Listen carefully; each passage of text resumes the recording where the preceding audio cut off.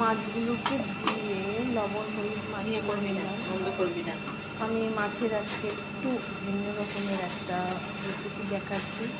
ইলিশ মাছগুলোকে ধুয়ে নিয়ে একটু তেল দিয়ে হলুদ তেল এসব দিয়ে ম্যারিনেট করব। মশলা করে নিয়েছি একটা, মশলার মধ্যে আমি দিয়ে দিয়েছি একটুখানি বাদাম, সর্ষে,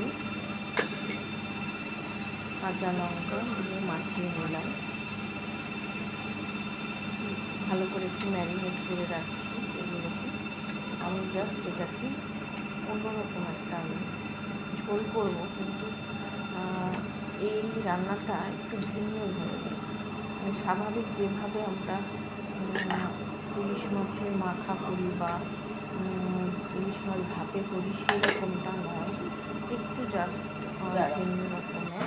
এর সঙ্গে নারকেল কোড়াও দিয়েছিলাম একটু।